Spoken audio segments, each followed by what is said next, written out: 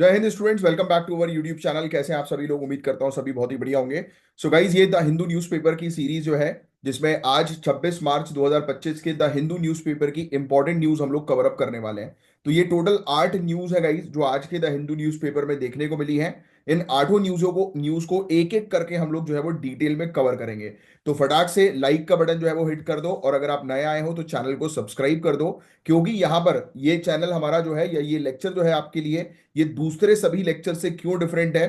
क्योंकि यहां पर हम आपको न्यूज की प्रॉपर डिटेल देते हैं, और सिर्फ वही चीज काम की बातें बताते हैं जो आपके एग्जाम में आपको हेल्प करेंगी। और उसके अलावा यहां पर आपको देखो, हर एक न्यूज के बिल्कुल प्रिसाइज शॉर्ट नोट्स जो है वो दे दिए जाते हैं, जिससे कि आपको न्यूज से रिलेटेड हर एक इंफॉर्मेशन क्रिस्टल क्लियर हो जाए।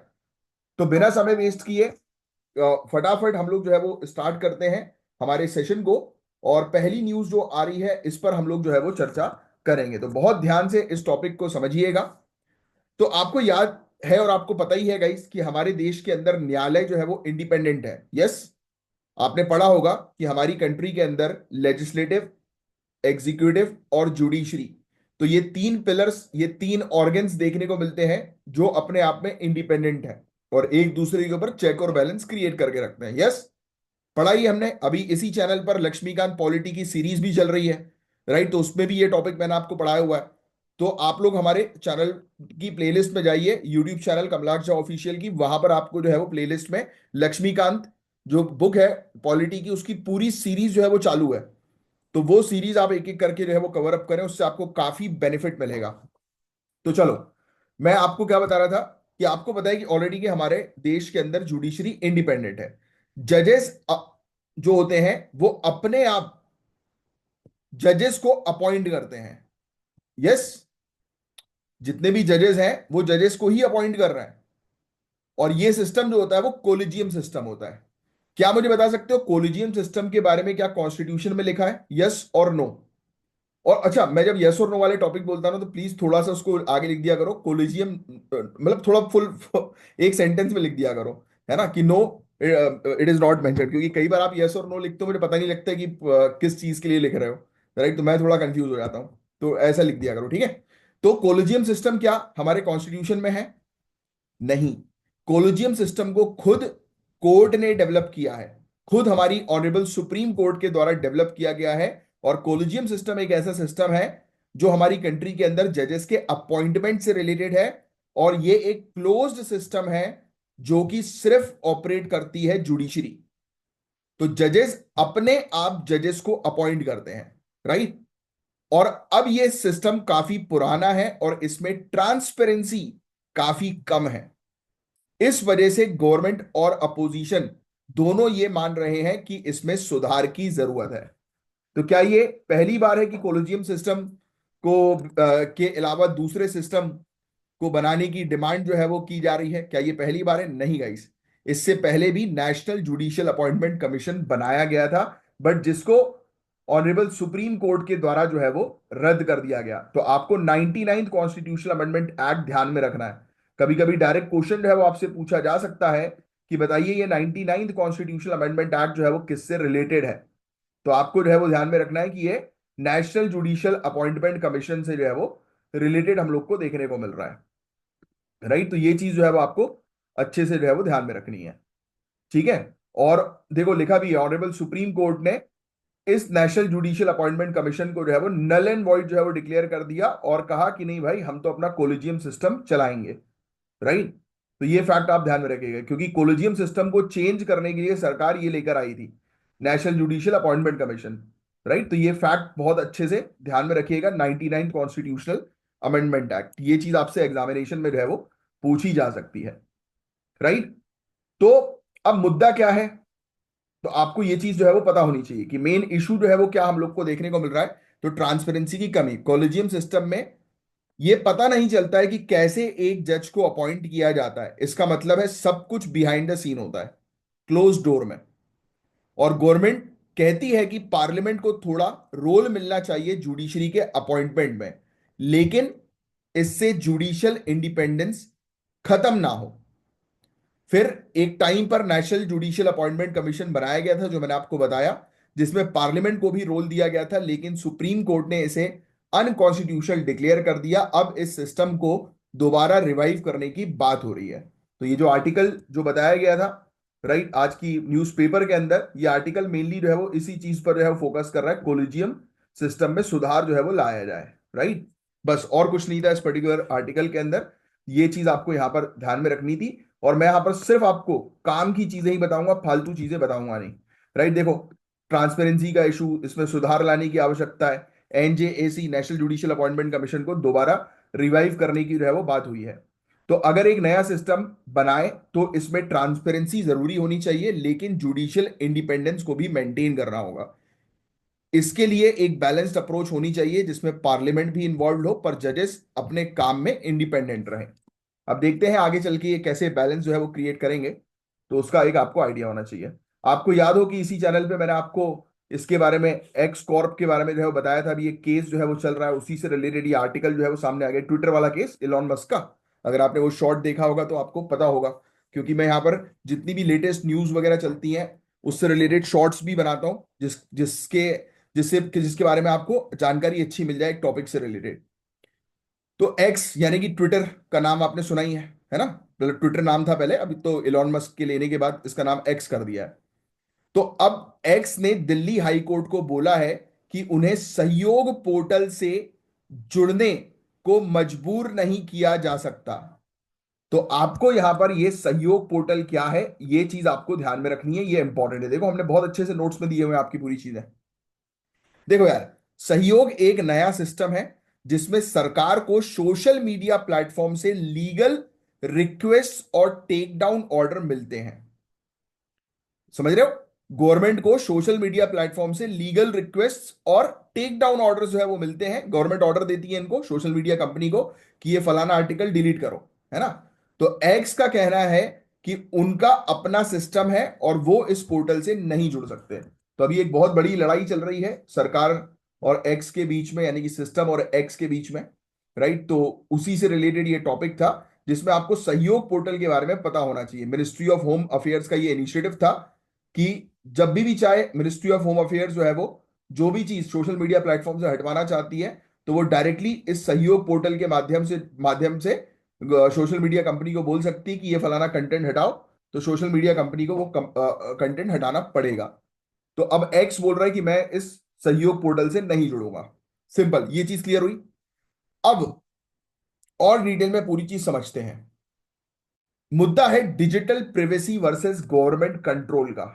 ये सबसे बड़ा मुद्दा हम लोग को जो है वो देखने को मिल रहा है, डिजिटल सॉवरेनिटी वर्सेस प्लेटफॉर्म की ऑटोनॉमी, राइट, गवर्नमेंट कंट्रोल, है ना। तो ये पूरा मुद्दा यही हम लोग को देखने को मिल रहा है। एक्स का कहना है कि सहयोग एक सेंसरशिप टूल बन सकता है जो उनके प्लेटफॉर्म पर अननेसेसरी कंट्रोल डालेगा। मतलब बात बात पर गवर्नमेंट को जो चीज हटानी है तो वो वहां पर डाल देंगी और फिर एक्स को हटानी पड़ेगी।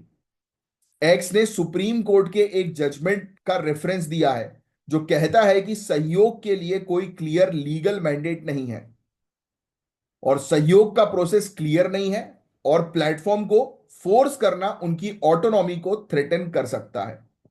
तो अब पहली बात तो, ये जब मुद्दा उठ गया है तो गवर्नमेंट को इससे रिलेटेड ऑब्वियस सी बात है, एक कानून जो है वो बनाना पड़ेगा। अगर गवर्नमेंट को केस जीतना है और एक्स को जो है वो मजबूर करना है सहयोग पोर्टल में आने के लिए, तो उनको एक कानून बनाना पड़ेगा जिस कानून के तहत जो है वो ये लीगलाइज किया जाए कि सभी कंपनी जो है वो सहयोग पोर्टल्स को ज्वाइन करें, वरना फिर वो इंडिया में नहीं रह पाएंगी। आपको क्या लगता है कि ये सरकार जो ये सोशल मीडिया कंपनी को फोर्स कर रही है सहयोग पोर्टल में आने के लिए, क्या वो सही है कि नहीं है? अब आने वाले समय में आप ब्यूरोक्रेसी ज्वाइन करोगे, सिस्टम का हिस्सा बनोगे, यस। आप मुझे खुद बताओ गाइस, गवर्नमेंट ने कितनी बढ़िया चीज करी है कि ये सहयोग पोर्टल, मतलब कि एक सिंगल, आपने वेबसाइट के माध्यम से सभी जितनी भी अलग अलग प्रकार की सोशल मीडिया कंपनीज हैं उन सभी को जो है वो आपने एक वेबसाइट के साथ जो है वो, अरे यार ये बहुत मोटा हो गया, कनेक्ट कनेक्ट जो है वो कर दिया है ना। एक वेबसाइट पे जो है वो आप उनको एक वेबसाइट के माध्यम से सभी सोशल मीडिया कंपनी को कनेक्ट कर दिया। तो मतलब यहां पर अगर आपने एक पोस्ट डाला, राइट, कि भाई ये फलाना आर्टिकल फेक न्यूज का चल रहा है, इसको सभी जगह से हटा दो, तो ऑब्वियस ही बात है ना, ये कितना अच्छा प्लेटफॉर्म है, राइट। बट हाँ, अच्छी चीज होती है तो उसकी कमियां भी होती है, चैलेंजेस भी होते हैं। अब उस चैलेंजेस को दूर करने के लिए आपको सोल्यूशन लिखना है। चैलेंजेस क्या है? सबसे बड़ा कि इसमें सरकार अपना पॉलिटिकल एजेंडा भी तो चला सकती है, लोगों की फ्रीडम ऑफ स्पीच पर सवाल उठा सकती है। यस, उसके लिए क्या कर सकते हो? उसके लिए बिठा दो ना ऑनरेबल सुप्रीम कोर्ट के जज को। कम ऑन, एक कमेटी बिठा दो, लीगल कमेटी, जो गवर्नमेंट के जितने भी एक्शंस है उसको अप्रूव करे। कि गवर्नमेंट अपना अगर कोई एक्शन जो है वो दे रही है, तो वो लीगल कमेटी उसको अप्रूव करेगी, फिर अप्रूव करने के बाद फिर फाइनली उसका स्टेटस जो है बताएगा कि इसको हटाना है कि नहीं हटाना है।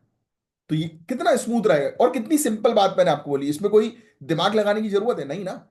आप लोग की सबसे बड़ी गलती बताऊं क्या है? आप सोचते हो कि अरे यार कैसे लिखें क्या लिखें, देखो कितनी सिंपल चीज है। और ये पता है कब आएगी? एकदम से आपके दिमाग में, एकदम से आपकी सोच में, जब आप रेगुलर रहोगे, जब आप रेगुलर प्रैक्टिस करोगे, तब आपको ऑटोमेटिकली प्रॉब्लम के सोल्यूशन मिलना शुरू हो जाएंगे। और यही तो मेरा काम है, आपको सिखाना। समझे आप? तो सहयोग पोर्टल क्या है ये आपको समझ में आ गया, एक्स का इशू क्या है ये आपको समझ में आ गया। बस सोल्यूशन यही, गवर्नमेंट को एक ट्रांसपेरेंट और क्लियर लीगल फ्रेमवर्क बनाना पड़ेगा, जिससे प्लेटफॉर्म के अधिकार भी प्रोटेक्टेड हो और नेशनल सिक्योरिटी भी इंश्योर्ड रहे। इसके लिए प्रॉपर गाइडलाइंस और सेफगार्ड होना जरूरी है, ताकि सेंसरशिप ना हो और यूजर की प्रिवेसी भी जो है वो बची रहे। बस। अब नेक्स्ट टॉपिक हम लोग को कस्टम ड्यूटी से रिलेटेड देखने को मिला। देखो कितने अच्छे से न्यूज क्लियर हो रही है ना, हर एक न्यूज आपको आसानी से। अब सुनना, भारत के बजट 2025 में गवर्नमेंट ने इलेक्ट्रिक व्हीकल और मोबाइल बैटरी मैन्युफैक्चरिंग के लिए कस्टम ड्यूटी हटा दी है। ये बहुत इंपॉर्टेंट फैक्ट है, आपको ध्यान में रखना है कि सरकार जो है उसने इंपोर्ट ड्यूटीज इलेक्ट्रिक व्हीकल्स की बैटरीज और मोबाइल फोन की मैन्युफैक्चरिंग के लिए हटा दी है। राइट? ये क्यों किया? ऑब्वियस सी बात है, इलेक्ट्रिक व्हीकल्स को प्रमोट करने के लिए और मोबाइल प्रोडक्शन को जो है वो प्रमोट करने के लिए, क्योंकि मोबाइल प्रोडक्शन में भी हम लोग को हब बनना है। यस। और ट्रांजिट करना है हम लोग को क्लीन एनर्जी की तरफ। तो क्योंकि ये सब इलेक्ट्रिक व्हीकल्स इतनी महंगी होती है कि लोग इसको अफोर्ड नहीं कर पा रहे हैं, बिकॉज ऑफ इंपोर्ट ड्यूटीज जो बैटरीज पर लग रही हैं। तो जब तक हम खुद आत्मनिर्भर नहीं बन जाते बैटरीज के मामले में, और जब तक हम इंपोर्ट कर रहे हैं, तब तक सरकार जो है वो कस्टम ड्यूटीज को रिड्यूस करके सपोर्ट कर रही है। राइट?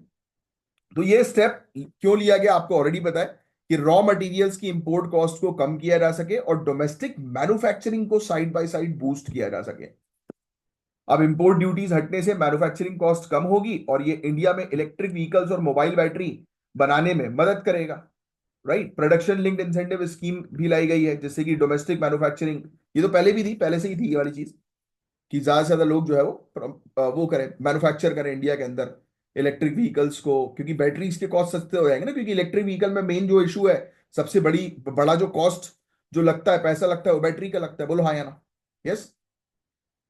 तो अब इससे इंडिया की मैन्युफैक्चरिंग सेक्टर को ग्रोथ मिलेगी, हम फॉरेन इंपोर्ट्स पर कम डिपेंड होंगे। इलेक्ट्रिक व्हीकल्स और ग्रीन टेक्नोलॉजीज को सपोर्ट करना इंडिया की लॉन्ग टर्म सस्टेनेबिलिटी स्ट्रेटेजी का भी पार्ट है, जो मैंने आपको बताया। तो इसमें कुछ आपको याद रखने की जरूरत है क्या? नहीं है? है ना? और फोकस जो है वो मैन्युफैक्चरिंग कॉस्ट जो है वो जब रिड्यूस हो जाएगा, तो इंडियन प्रोडक्ट्स पूरे दुनिया भर में कंपीट करेंगे, तो उससे भी हम लोग को एक्सपोर्ट में फायदा जो है वो मिलने वाला है। राइट? इलेक्ट्रिक व्हीकल्स और ग्रीन ग्रीन टेक्नोलॉजीज भी हम सपोर्ट कर रहे हैं। तो इस रिफॉर्म के साथ गवर्नमेंट को और भी स्टेप्स लेने होंगे, प्रोडक्शन लिंक्ड इंसेंटिव स्कीम को और एक्सपेंड करना पड़ेगा, जीएसटी को सिंप्लीफाई करना होगा, और जो रेगुलेटरी कंप्लाइंस जो है उसको आसान बनाना पड़ेगा, जिससे कि फटाफट कंपनीज रजिस्टर हो और उनको काम करने में किसी प्रकार की लीगल बाधा ना फेस करनी पड़े, या एडमिनिस्ट्रेटिव बाधा ना फेस करनी पड़े। देखो कितना सिंपल तरीके से ये टॉपिक को हमने समझा। और चेक कर लो भाई, लाइक का बटन आपने हिट किया है कि नहीं, नहीं किया है तो कर लो जल्दी से।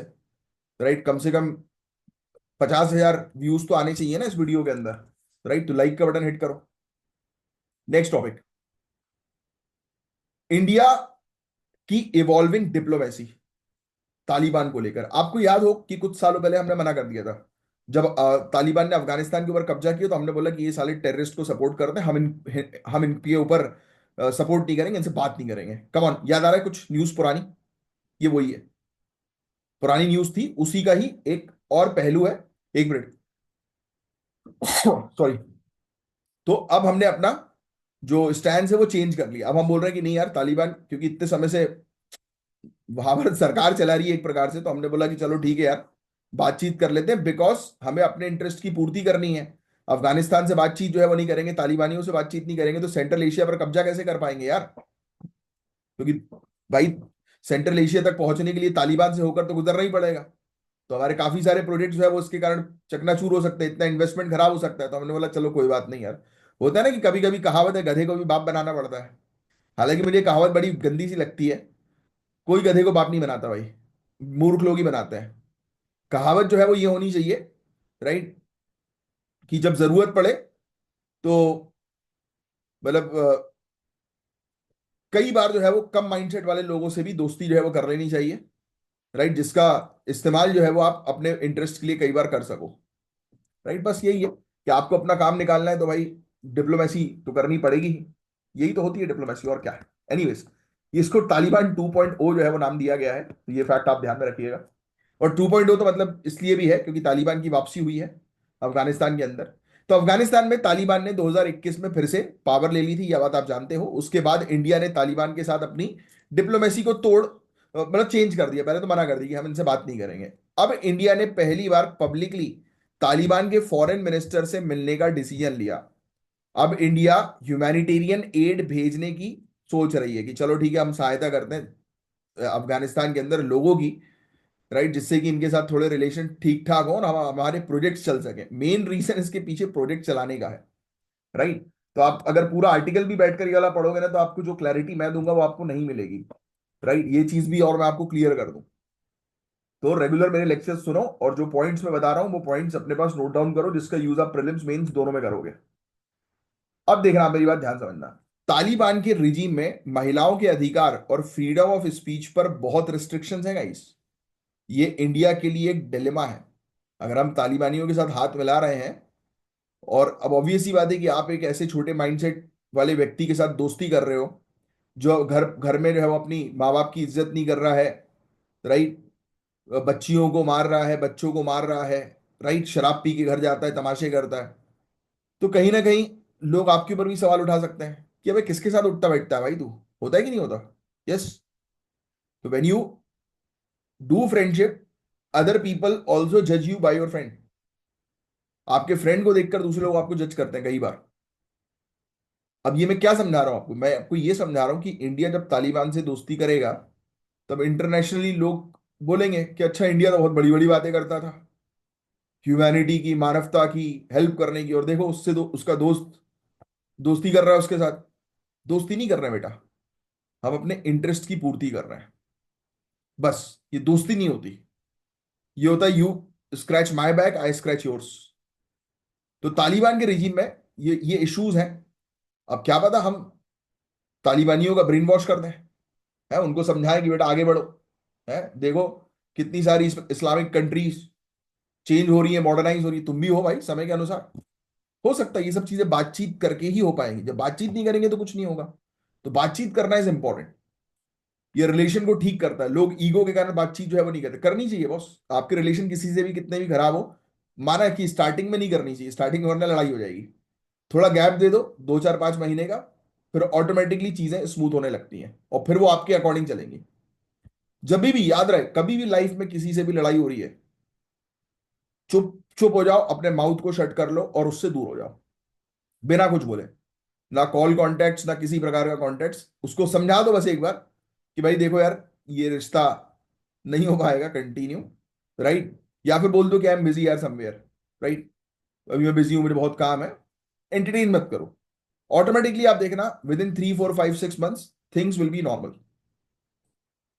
तो तालिबान के कंट्रोल में अफगानिस्तान में टेररिज्म और इंस्टेबिलिटी बढ़ गई है, राइट, जो इंडिया के लिए सिक्योरिटी खतरा भी हो सकती है। इंडिया को चाइना और पाकिस्तान के इन्फ्लुएंस को काउंटर करते हुए अपने नेशनल इंटरेस्ट को प्रोटेक्ट करना है। तो इसीलिए हम सिर्फ अपने नेशनल इंटरेस्ट पर फोकस कर रहे हैं। तो ये हमारी स्ट्रेटेजी है, सिर्फ और सिर्फ हमारे नेशनल इंटरेस्ट को प्रोटेक्ट करने की। तो इंडिया एंगेज हुई है तालिबान के साथ, तो ये बेसिकली स्ट्रेटेजी है चाइनीज पाकिस्तान इन्फ्लुएंस को काउंटर करने की और अपने नेशनल इंटरेस्ट को प्रोटेक्ट करने की। तो इंडिया को प्रैग्मेटिक डिप्लोमेसी अडॉप्ट करनी होगी। हम तालिबान को फॉर्मली रिकॉग्नाइज नहीं कर सकते, लेकिन ह्यूमैनिटेरियन एड और डिप्लोमेटिक एंगेजमेंट को बैलेंस करते हुए अपनी नेशनल सिक्योरिटी इंटरेस्ट को प्रोटेक्ट करना जरूरी है। दैट्स इट, और कुछ नहीं है इस टॉपिक के अंदर। अब नेक्स्ट टॉपिक। अच्छा, नेक्स्ट टॉपिक पे आगे बढ़ने से पहले मैं क्लियरली आपको वो बोलना चाहूंगा कि एक सप्लीमेंट है गाइस। वो सप्लीमेंट मैं चाहता हूं कि जितने भी मेरे सीरियस स्टूडेंट्स हैं वो सप्लीमेंट लेना शुरू करो। जैसे कि जिम जाने वाला व्यक्ति प्रोटीन लेता है ना, आप पढ़ाई कर रहे हो, अपने एग्जामिनेशन की तैयारी कर रहे हो, आप ओमेगा 3 ओमेगा 9 का एक सप्लीमेंट है वो लो। अगर आपको मार्केट में मिल रहा है, मार्केट से ले सकते हो, क्योंकि मार्केट में काफी सारी चीजें मिलावट है। मेरे पास एक प्रोडक्ट है काफी अच्छा, जो अमेरिका से इंपोर्ट होता है।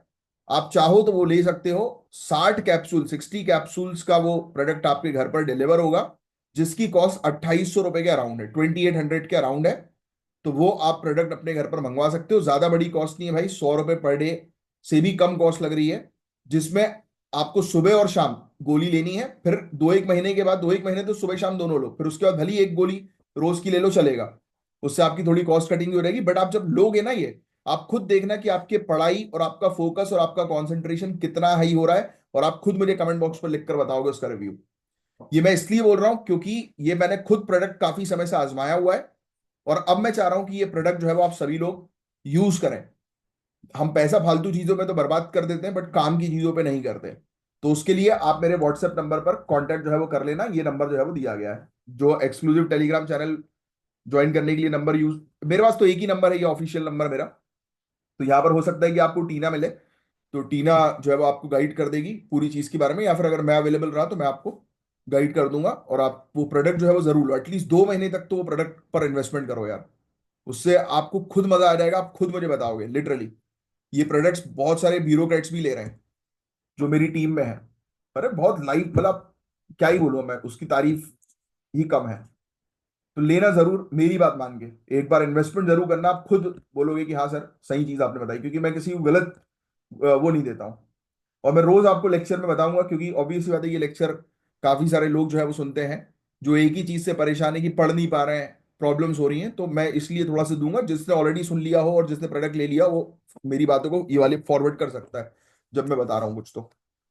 एनीवेज चलो आगे बढ़ते हैं हम लोग। तो कोविड 19 वैक्सीन अप्रूवल और डिस्ट्रीब्यूशन में काफी ट्रांसपेरेंसी की कमी देखी गई थी। कौन से, यस और नो? कोविड 19 के समय पर कितना लफड़ा हो रहा था कि वैक्सीन की कमी हो रही है। आपस में कंट्रीज कई बार लड़ भी रही थी कि भाई हम पहले अपनी पूर्ति करेंगे फिर दूसरी कंट्रीज को देंगे। बोलो हाँ या ना, कि चल रहा था ना, ये वाली न्यूज आ रही थी अगर आपने ध्यान दिया हो तो। लोगों को वैक्सीन की सेफ्टी डेटा के बारे में क्लियर इंफॉर्मेशन नहीं मिली, और इस वजह से वैक्सीन के साइड इफेक्ट्स के केसेस को लेकर कंफ्यूजन और मिसट्रस्ट बढ़ा। हो नहीं रहा था कोविशील्ड ले लें या कोवैक्सीन ले लें, अरे नहीं नहीं हम तो फॉरेन वाली लेंगे, उस पर हम ज्यादा वो विश्वास जो है वो रख रहे हैं, क्योंकि ऑब्वियस सी बात है कि हमें डर लगता है कि भाई लोकल वाली मिलावट वाली ना हो। राइट? होता है कई बार, ये वाले केसेस भी जो है वो होते हैं। बट मुझे एक्चुअल में जो डर लगता है वो एजेंसीज का लगता है, जो प्रोडक्ट सेल आउट करते हैं उनका जो है वो लगता है कि वहां से होती है बेसिकली मिलावटी वाली चीजें। क्या ही बोले भाई। तो मिलावट वाली चीजों से दूर रहो, सिर्फ ऑथेंटिक चीजें और ऑथेंटिक जगह से चीजें लो, तभी आपको रहो बेस्ट टू बेस्ट रिजल्ट्स मिलेंगे। तो मैं आपको क्या बता रहा था कि वैक्सीन अप्रूवल प्रोसेस जो होती है ना, उसमें क्लिनिकल ट्रायल डेटा और एक्सपर्ट ओपिनियंस पब्लिक नहीं किए गए थे, जिसने पब्लिक के ट्रस्ट को कमजोर किया। देखो पब्लिक का ट्रस्ट जब कमजोर होता है ना, प्रॉब्लम यही है कि अगर आप पब्लिक को प्रॉपर पूरी चीजें नहीं बताओगे तो पब्लिक का ट्रस्ट कमजोर होगा, और पब्लिक का ट्रस्ट कमजोर होगा तो पब्लिक वो चीज जो है वो नहीं लेगी। तो पब्लिक के सामने हर एक चीज ट्रांसपेरेंट रखना बहुत ज्यादा जरूरी है। ये बेसिकली ये आर्टिकल बता रहा है। मतलब इसने बताया कि भाई वैक्सीन के ऊपर ट्रस्ट क्यों नहीं हुआ लोगों को, उससे जुड़ा ये आर्टिकल था बस। राइट?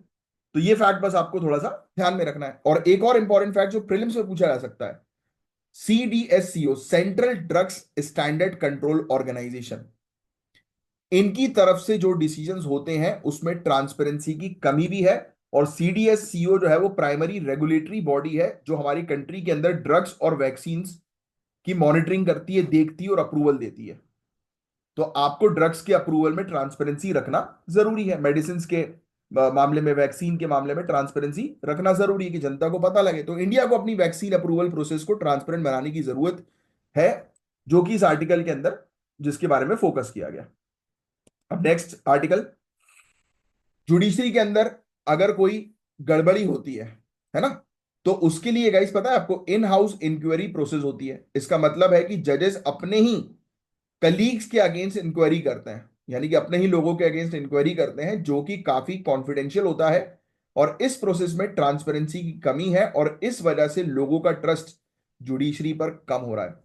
ये बेसिकली केस जो है आप समझ ही गए होंगे किनका केस है। चलो बताओ, आप लोग बताओ मुझे कमेंट बॉक्स पे लिखकर उनका नाम, जिनके घर घर पर स्टोर रूम में आग लगी थी, करोड़ों रुपए जले हुए पाए गए, और उनने साफ अभी मना कर दिया, उनके खिलाफ कार्रवाई चल रही। क्या नाम है उस जज का?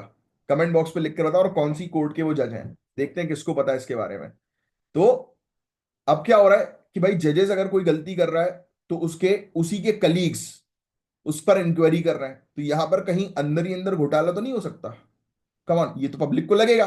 भाई जो रूम के बाहर बैठा हुआ उसको तो यही लगेगा, अरे यार ये तो आपस में दोस्त हैं यार, तो दोस्त दोस्त को थोड़ा बर्बाद करेगा। दीज पीपल आर प्रोफेशनल, ये कॉमन मैन सोचता है, ये आप लोग नहीं सोचोगे। कम ऑन, आप आने वाले समय के ब्यूरोक्रेट्स हो, राइट? आप आपका दोस्त अगर किसी मतलब कोई गलती करके बैठ गया है तो आप उसको बचाओगे नहीं। अगर आपके दोस्त ने किसी का मर्डर जो है वो कर दिया है तो आप उसको बचाओगे नहीं। आप क्या करोगे? आप ये बोलोगे कि भैया ये केस जो है वो मैं नहीं इस पर देख सकता हूं, इंक्वायरी कर सकता हूं, बिकॉज जो जो अपराधी है वो मेरे कांटेक्ट वाला है। ये होता है एक अच्छे और सच्चे ब्यूरोक्रेट की पहचान, कि अगर उनके कोई रिलेटिव, रिश्तेदार, दोस्त यार का केस उनके पास आया तो वो उस केस को किसी और को ट्रांसफर कर देते हैं। जिससे अब क्या होगा कि ना आपके रिश्ते खराब होंगे, है ना? क्योंकि ऑब्वियस ही बात है कि भाई रिश्तों में आप जो है उसको सजा दे दो कि जरा बंद करो उसको गाड़ी में, आपका बचपन का दोस्त, आप चिल्ला रहे हो उसको कि बंद करो उसको गाड़ी में, बैठाओ उसको, मारो उसको लाते, है ना? तो आपका दोस्त बोलेगा कि ये जो इस साला बचपन में हमसे 500 रुपये उधार लिया था और अब हमारे ऊपर ही ऐसी हरकतें कर रहा है। तो उसको वो फिर आपको भी अच्छा नहीं लगेगा कि अरे यार आप तो अपने दोस्त की बैंड बजा रहे हो। बट बैंड तो बजना जरूरी है, जिसने गलत किया उसका भुगतान तो होगा गुरु। तो कहानी इस आर्टिकल के अंदर यही है कि लोगों का ट्रस्ट अभी जुडिशरी पर बन नहीं रहा है, क्योंकि उनको लग रहा है कि यार ये तो आपस में इन्वेस्टिगेशन कर रहे हैं, ये लोगों को लग रहा है, but you guys are brilliant. Bureaucracy की तैयारी करो, आपको पता है कि ऐसा कुछ नहीं है बॉस, ऐसा बिल्कुल नहीं है। क्यों? क्योंकि दीज गाइज आर प्रोफेशनल्स, वो इंक्वायरी कर रहे हैं। दे डोंट केयर कि उनके दोस्त है, रिश्तेदार है, क्या है, दोस्त रिश्तेदार ज्यादा घनिष्ठता होगी तो वो खुद ही केस में नहीं आएंगे। इतने सारे जजेस हैं, ऑब्वियस ही बात है कि सबसे थोड़ी ना दोस्ती होती। और ये ब्यूरोक्रेट सिर्फ काम की बातें करते हैं, ये बात भी ध्यान में रखना। जब आप सिस्टम में घुसोगे ना तो फालतू बातें वहां पर नहीं होती, काम की बातें होती हैं, कट ऑफ जाओ। ये होता है, ज्यादा कोई बैठ के दोस्ती यारी नहीं होती। इसलिए अभी से अपने माइंडसेट को प्रिपेयर कर लो। हो गया समय बहुत, 15 1 साल तक आपने, 20 साल तक, 25 साल तक दोस्ती यारी कर ली, कर ली। अब काम की चीजें करो, और अपनी और अपने घर वालों की स्टेटस को इंप्रूव करने पर फोकस करो। तो इंडिया को जुडिशरी के अकाउंटेबिलिटी को इंश्योर करने के लिए एक इंडिपेंडेंट स्टैट्यूटरी बॉडी बनानी चाहिए जो ट्रांसपेरेंसी के साथ काम करे। ये आप सोल्यूशन में देखो लिख सकते हो कि भाई पब्लिक, क्योंकि देखो अल्टीमेटली पब्लिक का ट्रस्ट जीतना भी जरूरी है ना यार। तो यही है कि एक इंडिपेंडेंट बॉडी जो है वो स्टैब्लिश जो है वो करो, जैसे यूके की जुडिशियल कंडक्ट कमीशन है जो इंश्योर करती है अकाउंटेबिलिटी, है ना? तो अब ये रिफॉर्म्स की जो है बात कर सकते हो। ठीक है, नेक्स्ट, इंडिया चाइना की डिप्लोमेसी के बारे में एक आर्टिकल हम लोग को देखने को मिल रहा है, क्योंकि अभी मीटिंग हुई है, बातचीत हुई है इंडिया और चाइना के बीच में। बॉर्डर डिस्प्यूट जो है वो आप जानते हो काफी पुराना है, बट रिसेंटली बातचीत के बाद दोनों कंट्रीज ने बॉर्डर्स पर डिसएंगेजमेंट को पुष्टि दी है कि भाई हम बॉर्डर पर अभी लड़ेंगे नहीं। लेकिन चाइना के साथ रिलेशंस काफी सेंसिटिव है गाइस। ये बोलता कुछ और है, साला करता कुछ और है? ये अभी भी अपनी डिफेंस टीम को जो है वो मजबूत बना रहा है ना? ये बोलता है कि हम लड़ेंगे नहीं, बट वो उस कोने में खड़ा होकर बंदूकें दिखाता रहता है, ये देख हमारे पास ये है, ये देख हमारे पास ये है। तो अब आप खुद सोचो भाई, बात समझना मेरी बात ध्यान से। वहां पर कह के रखा है, ये बहुत चालाक है यार।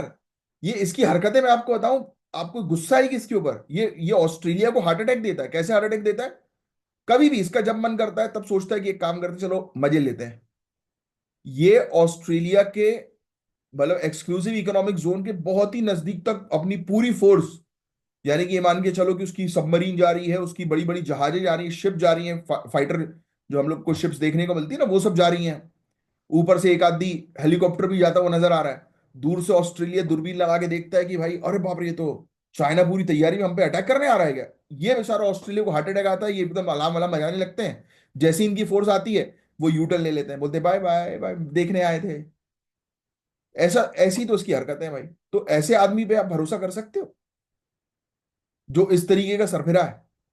तो ये है चाइना की रियलिटी, सरफिरा आदमी है ये चाइना। इस पे भरोसा नहीं किया जा सकता, चीनी पे। तो यही दिक्कत है हमें। इसने बोल तो दिया है कुछ नहीं करेंगे, बट हमें पता है इसकी हरकतें। तो लाइन ऑफ एक्चुअल कंट्रोल पर टेंशन अभी भी है गाइस, और छोटी सी गलती से प्रॉब्लम क्रिएट हो सकती है। इंडिया को चाइना के साथ डिप्लोमेटिक एंगेजमेंट को कंटिन्यू रखना होगा, लेकिन सिक्योरिटी पर भी ध्यान रखने की आवश्यकता है। तो इंडिया को थोड़ा मतलब चेतावनी के साथ काम करना पड़ेगा, तभी जो है वो चीजें सही हो पाएंगी बस। अब नेक्स्ट, रशिया यूक्रेन ब्लैक सी एग्रीमेंट, वेरी इंपॉर्टेंट। ये प्रीलिम्स में भी आ सकता है। तो रशिया और यूक्रेन के बीच में एक एग्रीमेंट हुआ है जिसमें दोनों ने ब्लैक सी में मिलिट्री एक्शन को रोक दिया है। आप मुझे मतलब ये वीडियो खत्म करने के बाद लिख लो साइड में, ब्लैक सी कौन सी कंट्रीज के साथ अपनी बाउंड्री शेयर करती है, नीचे कमेंट बॉक्स पर लिख कर दो, लिखना ब्लैक सी डैश कंट्रीज के नाम। तो क्योंकि ये वाले क्वेश्चन प्रीलिम्स में आते हैं, तो अभी आज ही लिखना आप, है ना। ध्यान सुनो, ब्लैक सी में मिलिट्री एक्शंस को दोनों ने रोक दिया। रशिया और यूक्रेन बोल रहे हैं कि चलो ठीक है, अब हम मिलिट्री एक्शन नहीं करेंगे। क्यों बोल रहे हैं ये लोग ऐसा? क्या हुआ था अभी कुछ समय पहले, याद करो। कुछ समय पहले हमें देखने को मिला कि जो ये क्या नाम है इसका, डोनाल्ड ट्रंप, इसने जो है वो डील करवाई।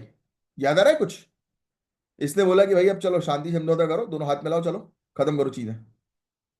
क्यों कर रहा है ऐसा डोनाल्ड ट्रंप? वो अभी अपने टेन्योर में आया है, उसको ज्यादा पंचायती नहीं चाहिए। वो अभी फोकस सिर्फ करना चाह रहा है चाइना के ऊपर। और उसके मल्टीपल दुश्मन होंगे, मल्टीपल टेंशन होगी, तो उसको दिक्कत आएंगी। तो वो एक एक करके चीजों को ठीक करेगा, मतलब छोड़ेगा वो किसी को नहीं। याद रखना, यूएसए की भी ये फितरत होती है, वो छोड़ता किसी को नहीं है। बट वो प्रायोरिटी सेट करता है कि मेरी प्रायोरिटी पहले क्या है, उसको पहले देखूंगा, बाकी ये सब चिलगुजों का तो बाद में देख लूंगा। तो वो कहानी। तो यूक्रेन और रशिया के वॉर की वजह से कई दुनिया भर में इश्यूज भी हुए हैं। ऐसा नहीं है कि सिर्फ डोनाल्ड ट्रंप ने ये करवाया। सबकी हालत खराब थी, प्रेशर भी क्रिएट हो रहा था कि भाई ये क्या चल रहा है, सप्लाई चेन जो है वो रोक के बैठे हुए हैं आप। उसके कारण प्राइसेस देखिए, फूड प्राइसेस कितने तेजी से बढ़ रहे हैं। है, रशिया ने कहा कि अगर एग्रीकल्चरल एक्सपोर्ट्स पे सैंक्शन हटाते नहीं हो तो ये एग्रीमेंट वैलिड नहीं रहेगा। तो रशिया ने भी बोल दिया कि भाई हमें भी हमारा माल बेचने दो, ऐसा नहीं होना चाहिए। पता लगे हम शांत हो जाएं, लड़ाई झगड़ा ना करें और तुम हमारे ऊपर ही प्रेशर क्रिएट करते रहो। तो ये चीज है। तो ये एग्रीमेंट बेसिकली अभी कमजोर स्थिति में है, और इसकी सक्सेस के लिए इंटरनेशनल मॉनिटरिंग और ट्रस्ट की जरूरत है। तो ये है टॉपिक गाइस, जिसकी एक आपको अच्छी जानकारी जो है वो होनी चाहिए, अच्छा आइडिया जो है वो होना चाहिए। तो बस गाइज यही था पूरा वाला टॉपिक। बस अब आपको क्या करना है, ये पीडीएफ के थ्रू जो है वो पूरे टॉपिक को बस रिवाइज कर लो। और जिनको भी पीडीएफ चाहिए, स्पेशल पेड बैच से, पेड बैच कह रहा हूँ, एक्सक्लूसिव टेलीग्राम चैनल को ज्वाइन करना है, तो इस व्हाट्सएप के नंबर पर जो है वो आप कांटेक्ट कर सकते हो। कभी कभी जो हमारा मतलब जहां से मैं जुड़ा हुआ हूँ, तो स्टडी फॉर सिविल सर्विसेज, जहां पर एक और करंट अफेयर्स के लेक्चर्स प्रोवाइड किए जाते हैं, तो कभी कभी उनकी स्क्रिप्ट जो है वो याद आ जाती है कि क्या बोलना है जरूरी है भाई, ठीक है कोई बात नहीं। चलो ठीक है, साइन ऑफ कर रहा हूं मैं। अब मिलेंगे हम लोग कल के लेक्चर में। तब तक के लिए bye bye, take care, have a great day, जय हिंद। बढ़िया पढ़ाई करते रहो, तैयारी करते रहो, और खुश रहो यार। जय श्री महाकाल।